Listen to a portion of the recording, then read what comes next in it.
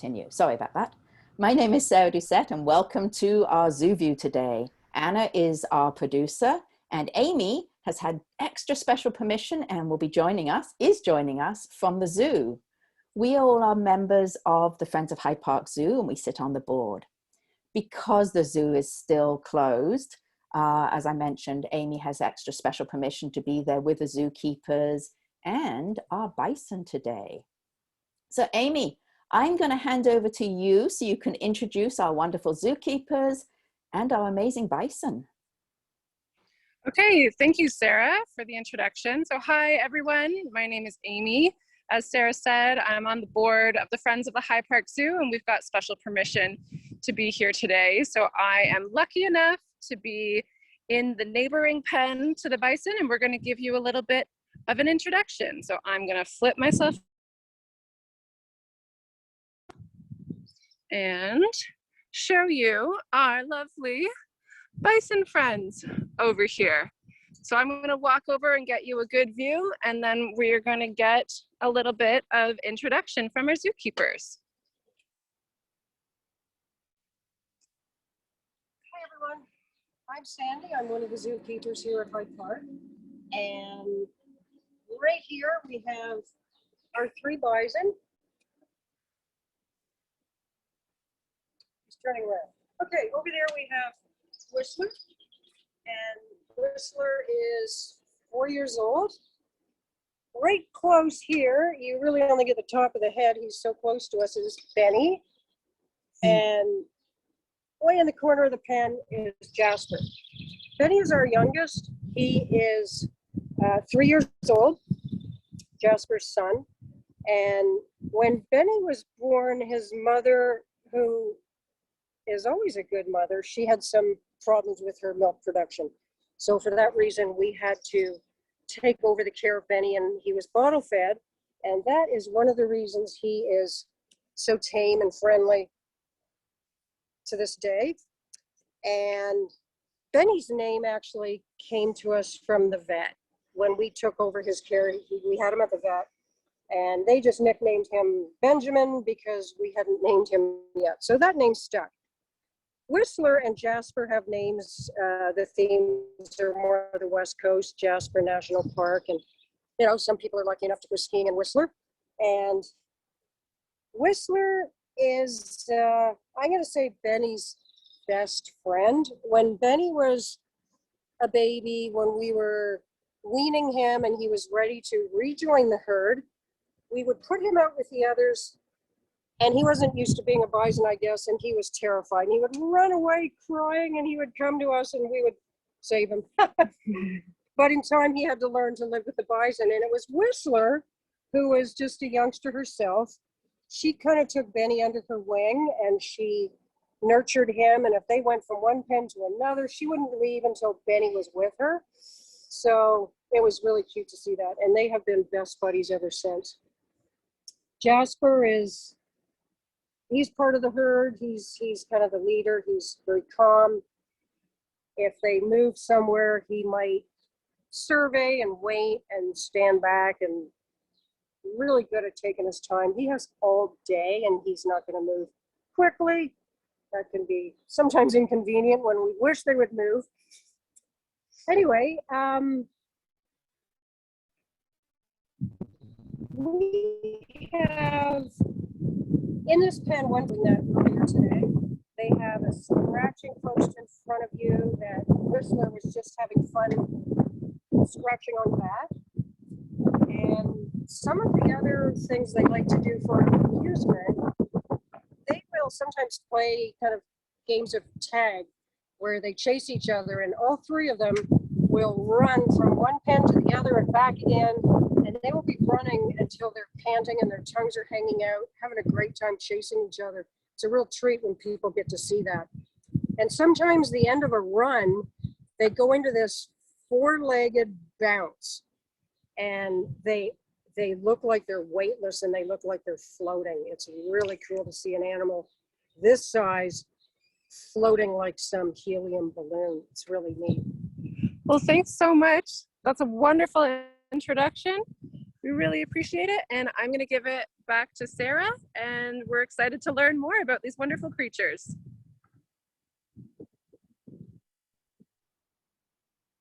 All right, just getting my camera back, if we can. There we go. All right, we're back. Thank you, Amy. Thank you, Sandy. Thank you, Bison. So now on to our wonderful guest. Have you ever heard about the free roaming herd of wood bison making Wood Buffalo National Park their home? So today we are going to learn about these massive, impressive animals. When Helen Panter was little, she dreamed of either being, I know I'm reading your bio, you gave it to us. She dreamed of either being a police officer or working for the Canadian Embassy in Russia. Well, neither of those happened. Instead, she found another dream as an outreach officer with Parks Canada. She's been working for Wood Buffalo National Park for the past 12 years. She has been delivering programs to a wide range of audience, from toddlers to elderly people. Helen works most of her time during the summer outside. But lately, she's also been delivering, due to COVID, virtual programs to many enthusiastic people around the world. This now includes Toronto. Helen's always been curious, looking to learn something new about the buffaloes, which she can then share her knowledge with us. She says that the best day at work is when she can talk about her passion and that she has learned about the animals and why she fell in love with Wood Buffalo National Park and the buffaloes. So Ellen, I am handing over to you. I'm looking forward to your presentation. And then afterwards, we will see if we have any questions for you. Over to you. Excellent. Thank you, Sarah. And like Sarah said, yes, my name is Helen Panter and I work for Wood Buffalo National Park. Actually, I work for 3 National Park Reserve and 1 National Park. So as the outreach officer, I have a very huge field unit to cover. From Wood Buffalo, the next National Park Reserve is about 8.5 hours from where I am. But that doesn't mean that I don't enjoy my job. I love talking to people and I love doing virtual program too. And that's what I've been mainly doing since the pandemic started. And school groups, I have done a lot of school group program too. Before I start my presentation, I would like to acknowledge that here in Fort Smith, I am in Treaty 8 territory, so in the traditional land of Smith's Landing First Nation, the NWT Métis, and Salt River First Nation. I'm just gonna bring my PowerPoint. I prepare a little PowerPoint for you guys. And give me 2 seconds, and then I will turn my camera on so you can see my presentation and you can see myself as well, because I like to move and I like to show you some prop that I have. So this is a picture of Wood Buffalo National Park, the largest national park in Canada. And in comparison to what Amy showed us with those animals in a pen, here in Wood Buffalo, they are free roaming. That means there's no gate, there's no fence. They have plenty of space to venture around the park. And often when you go in the park, you're driving and then there will be a herd of bison on the road. And I have a couple pictures a little bit later to show you. Or if you fly on a plane or in a helicopter, you may have to sometimes search for them, because we have about 4,000 bison in the park, and we are the largest national park in Canada, so a lot of space and a lot of area that they can go and roam. Oh, hold on. Often people are like, I'm sorry, but I don't really know where you are. So I pull a little Google map for you so you can see where I am.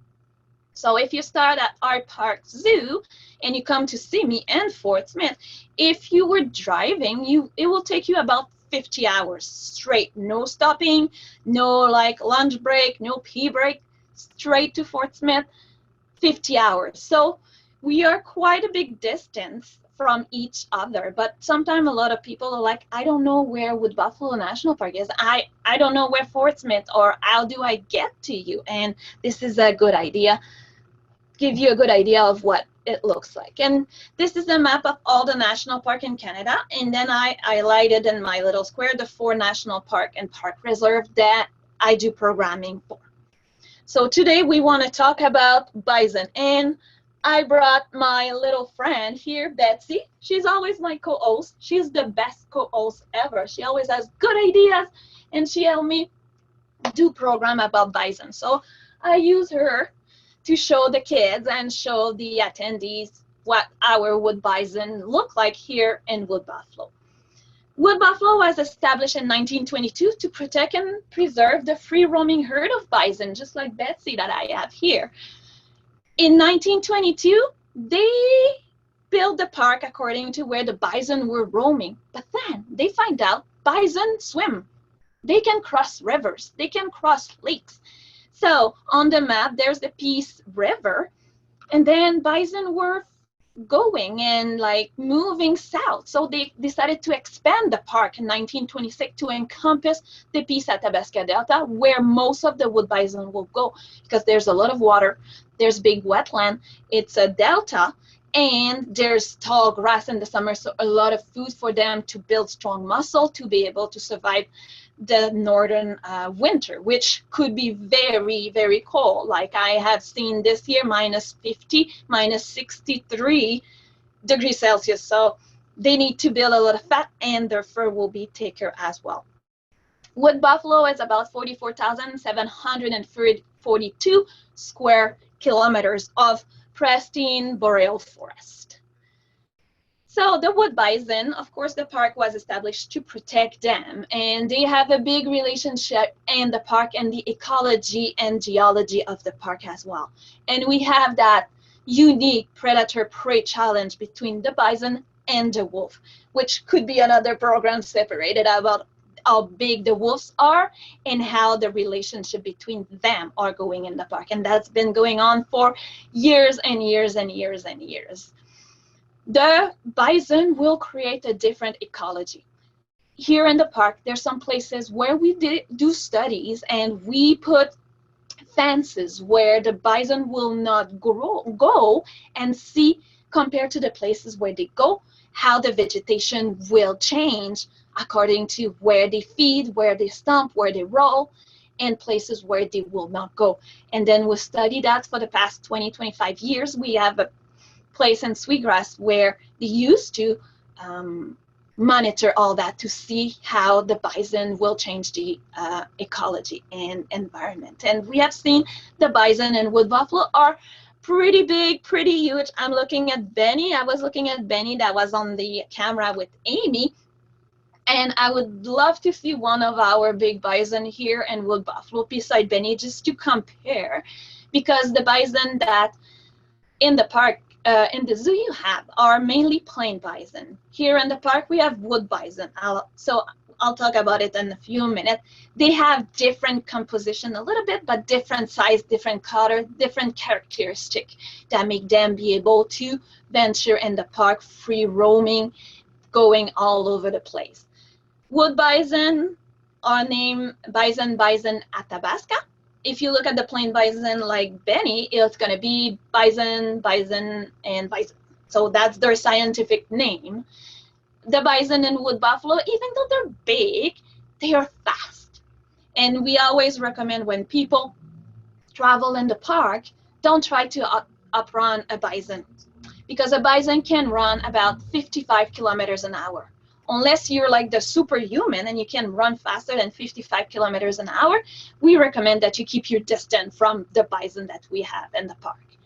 There is a big history about the bison that we have in the park here. Part of the history is there was an overpopulation of bison in Wainwright, Alberta, and then they moved them in 1925-28 to wood buffalo. So wood bison like Betsy got about 6,000 plain bison into the park, which were brought by boat. Those plain bison got mixed with the wood bison and eventually created what we call an hybrid bison population. So mixed by plain bison and wood bison. But not only plain bison came in, but they also brought diseases, tuberculosis and brucellosis. So the people from the park, the warden, wanted to preserve the wood bison. So wood bison management plan was created to protect them. And in the Piscataway, we have a place called Sweetgrass, which was a bison management where we as park employees were doing the bison inoculation for those diseases to make sure it doesn't take over and eradicate the wood bison. Over the years, they have found that the wood bison kind of went down in numbers, but after that, because no other bison were reintroduced in the park, just let them be, the bison population, wood bison, started to climb. We're hoping there will be more and more bison eventually, so we try to protect and preserve them as much as we can when they are inside the national park. If they go outside the national park, we cannot protect them. And around this area, there's a lot of First Nation, which, if they see a bison outside of the boundaries of the park, will go and harvest it for feeding their family, tanning hide, making moccasins, making drums, making all kind of utilities out of the bison. So we try to protect them, leave them in the park, and try to make sure we can protect and have more wood bison in the national park. So we talked about plain bison, we talk about wood bison, and sometimes it's a little bit hard to know the difference. If I was a wood bison, what will my main characteristic be? So we often talk about the size. So the wood bison will be bigger and stronger, big muscles. A male can weigh 2, 3, 4, 5,000 pounds. When I went in the park one time, I went on a guided hike with some visitors. The bison I saw, the head was huge, and I'm 5'4", I'm quite short anyway, but like the bison hump, like the big bump at the back, was like about 6 feet high. He was humongous. So when we look at bison, and I'm just gonna grab my costume, when we look at wood bison, we often talk about the hump that they have. So now I'm a wood bison and I have a big hump on my back compared to the plain bison that will have more like a curvy area, but not so much of a big hump like I have. I'm just going to show you this one too. So if you look from forward, you can see the difference between the male plain bison and the male wood bison. The wood bison will be the hump will be very big. And often people are asking, why is the hump so good? Like, are they like camel and have water? Well, actually, because their head is so big and so heavy, they need a lot of muscles to be able to lift and keep it up. So that big hump, like my costume that I have on my back, is actually full of muscles. So they need, because their head is heavy, their head is big, and their horns are quite large for some males. So they need a lot of muscle to be able to carry the head and keep their head up. So we talk about the big hump that they have. What else do we have? Often we talk about the little toupee and little beard, which I have my beard right here, so I'm gonna put it on. So now I'm a wood bison. If we look at beard, often in comparison, the plain bison will have a more longer, skinnier beard than the wood bison. The wood bison will be more like maybe shaggy a little bit, but not as triangular and as long. This is one other main characteristic. In terms of color, we can talk about the plain bison will be caramel, light brown. The wood bison will be very more dark chocolate, 90% cacao, very dark, almost black.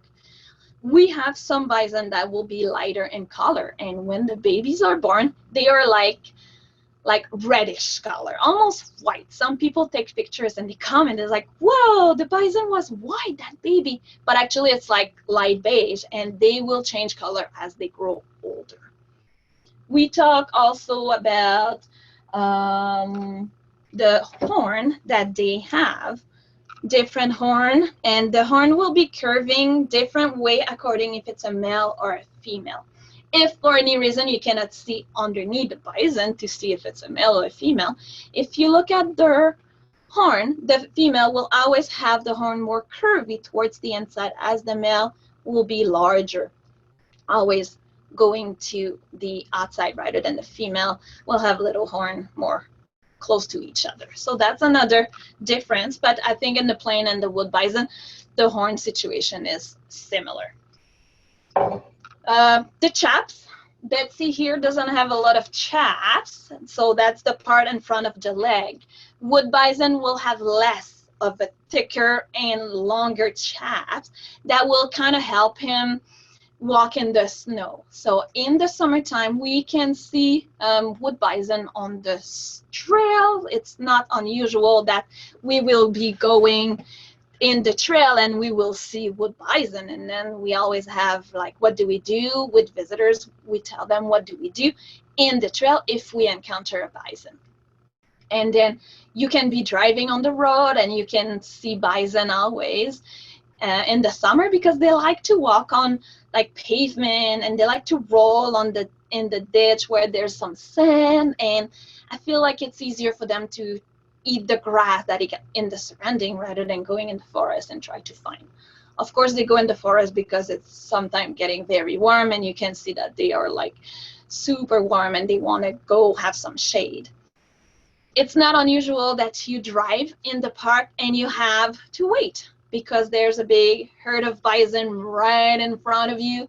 And then sometimes depends, if you're a local from here, you will drive a little bit towards them and eventually they will move out.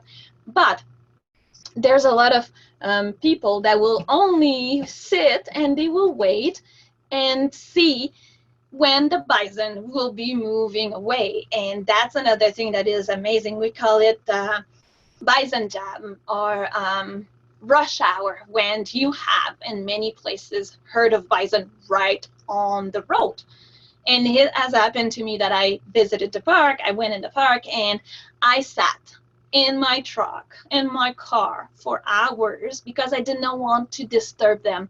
And it was a good sighting because so often you're gonna have big males on the surrounding, the mom will be there and the baby will be just laying down on the pavement, and they just look at you like, what are you? I don't know what you are. Why do you want to come see me, right? Why do you want to go this way? And usually after an hour or two, you're like, well, I gotta go. I have a place to be, you know. But often if you drive slowly, they will eventually move out of the way. But I always find at least once or twice a year, I must sit there and just watch, because it's a beautiful sighting, especially when the babies are so little. They're super cute and you just want to go and pet them. But we always recommend, because they're wild animal, we always recommend do not get out of your car and stay in your vehicle and take pictures of them through your vehicle. If they were in a closed-in environment, just like at the zoo, they'll be used to human a little bit more. But here in wood buffalo, they may never have seen a car before or a human. Depends if they were part of the herd that are mainly closer to the road. We have about 5 major bison herd in the park, and when you go on Highway 5 towards the next town, which is 300 kilometers away, you will mainly see 2 major herd of bison, which are about 100 to 200 bison each. Most of the rest of the bison will be in the Pisa Tabasca Delta, where there's no road, there's no trail, you cannot go hike. The only way you can access that area is either fly in a helicopter or boat down the river and then hike to the area. So that is a very huge protected area where the bison, even when they're 2, 3, 4 years old, they may have never seen a human. So sometimes that's the interaction that we have when we walk in the park. And it has happened, I had a group of teenagers with me grade 7 and 8, where we came upon a herd of bison, and the big male bison was very huge, and he did not want it to let us pass. So I ended up like clapping, talking, nothing was happening, and then the bison was moving towards us. So I told the students, please leave the trail, go try to find a tree, but here in the boreal forest, the trees are about this size. So you're like, oh, if the bison is running towards me, I don't think the tree is gonna help. But it's always like, try to find a place where you can hide, and then if the bison is coming, then this is my responsibility to deal with the animal, not the student. So I'm always like, okay, what do I do? What is my plan? And we had, lucky for us, we had an indigenous elder with us, and he's like, I'm gonna go talk to the bison. And everybody was like, okay, well, you can go. And that elder is about almost 80 years old, and he was with us. And it was a beautiful scenery. And this happened quite often in the park, where indigenous people will go and talk to the bison and tell them, you know, we don't want to harm you. What we want is just to get to the station where we are going. So we would like for you to just move aside of the trail, keep going, and then you can go back in the trail when we get into, after we pass. And at first I was a little bit scared. I was like, oh no, what is going to happen? But he just softly talked to the bison, and the bison kind of shake his head a little bit, like he did understand. And then eventually the bison moved out of the trail, walked beside us about 15 feet away, and went back in the trail after us.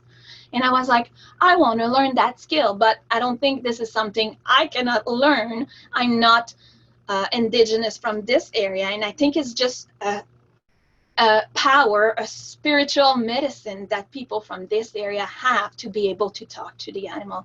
And it has to be inside of you. And that's not something I think I may learn, but I'm always amazed to witness how beautiful those interactions are. Over the years, we don't really have had any encounter, really a scary encounter with the wood bison. So most of the time we recommend to people to go and stay in their vehicle.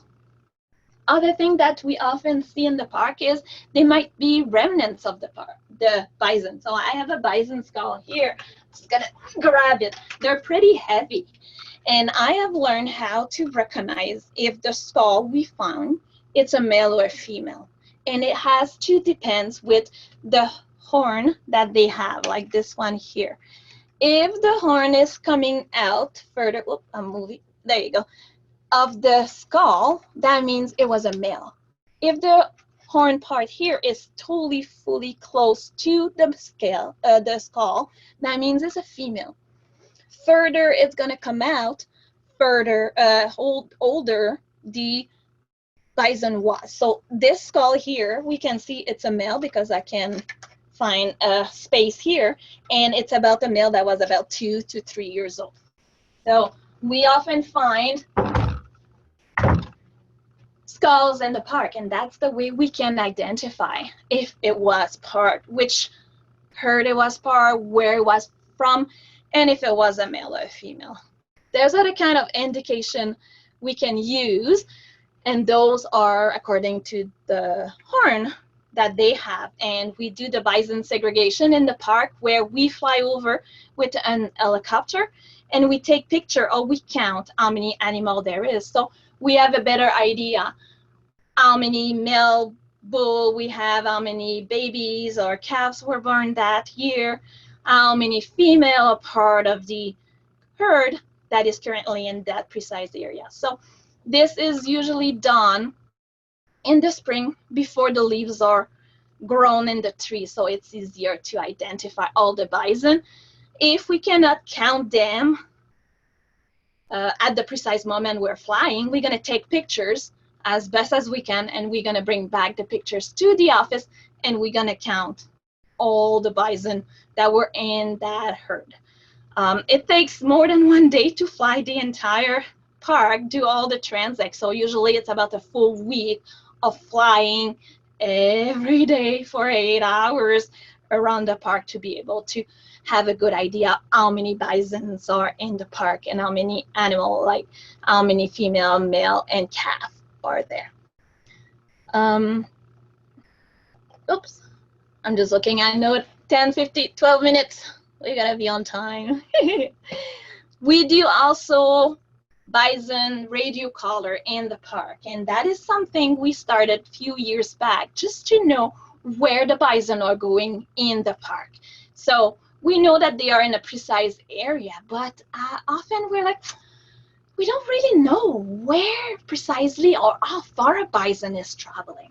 So I have an example of an old one that fell off from a bison that did not want to have it anymore. So it got broken. Either he fought with another animal or he just rubbed itself on a tree to make it fall off. So basically you have a GPS right here that will send signal to the satellite and will tell you every day where the bison have been or will be going, how far they have traveled. So those data are very good to monitor the ecology, the system, the nature where they are going, but also it helps the researchers to know if the bison are moving out of the park more often than we think, or if they are staying in the park, mainly in the park. Because if the bison are moving places that we don't know, then it's going to be hard for us to protect them if they are always outside of the park, which means maybe the park should be extended to that area to be able to protect that free roaming herd of bison. So radio collar, almost every couple years we go catch about 10 bison, always male bison, no female, no calf, always big bull that are at least 5 years old.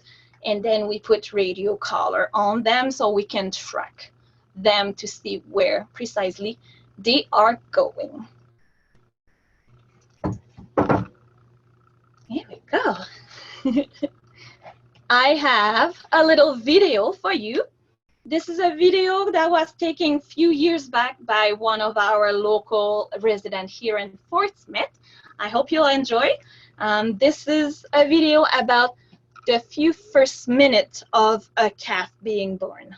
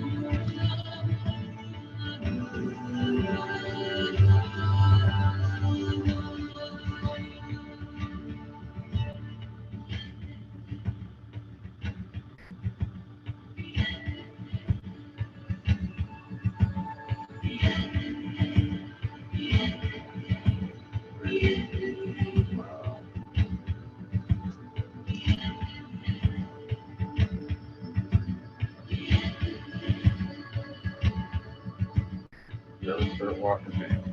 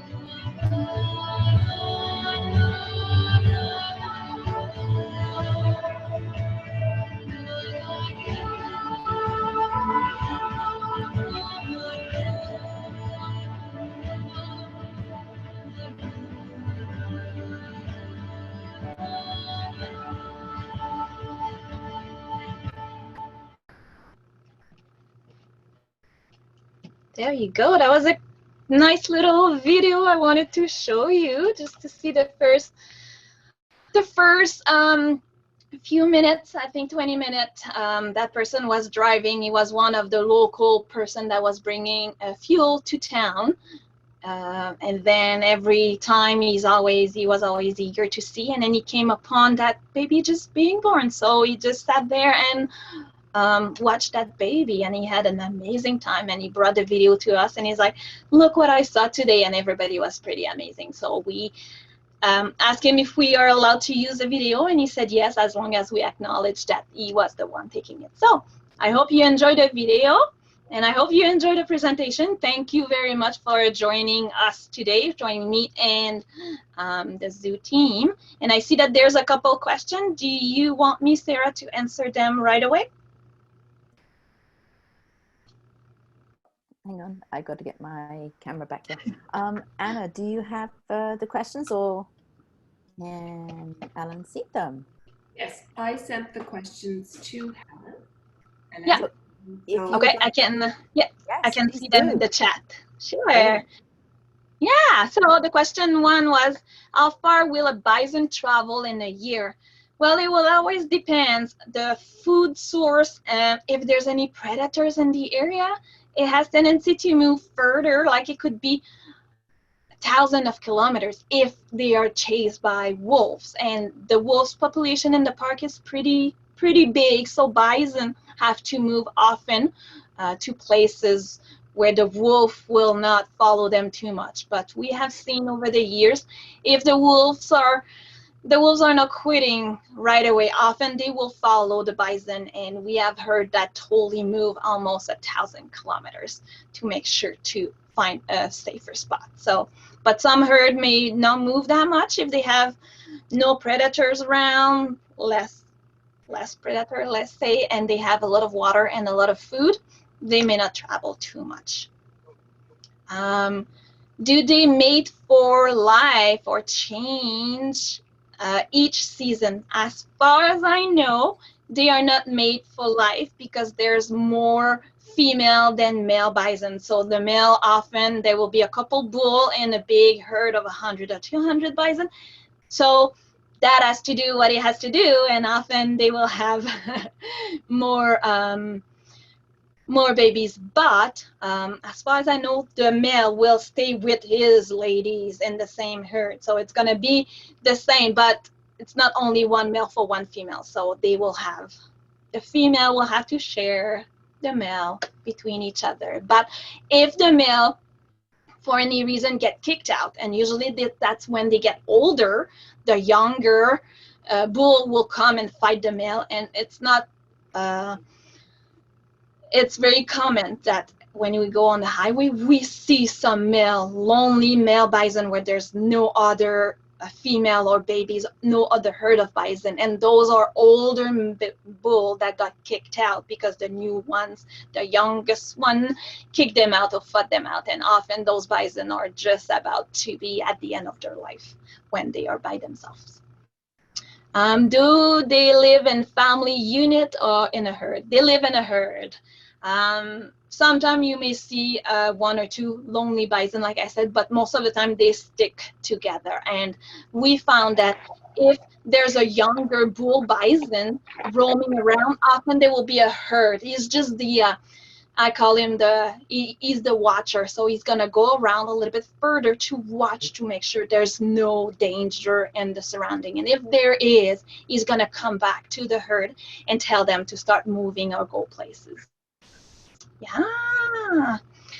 Do they have calves each year? Yes, they do. And usually the calves will be born. Like this one seems to be born pretty early.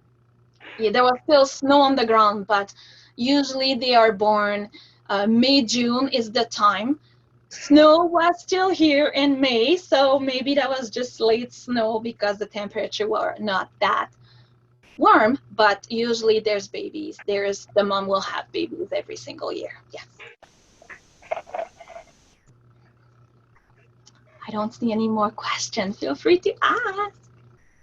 All right. Well, Helen, thank you so much. This was amazing. And yeah, seeing the calf, We're quite fortunate down at the zoo. We do have a fair number of babies. And normally, not just bison, we have llamas, we have mufflon sheep, which we've actually got 5 of right now. We get yaks, we get Highland cattle. So we get a lot of babies, reindeer. I know I could go on. And we're very fortunate as the public, depending if you're there or you can go in a few days later and see them. And it really is amazing watching them so young.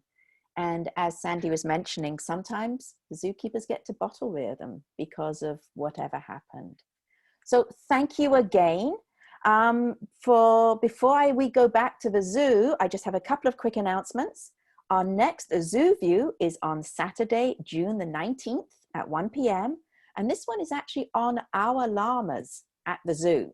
So it's all about our actual llamas.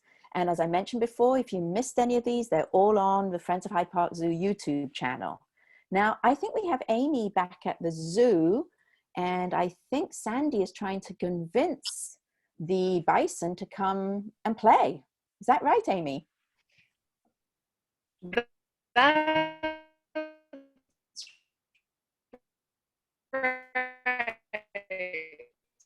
So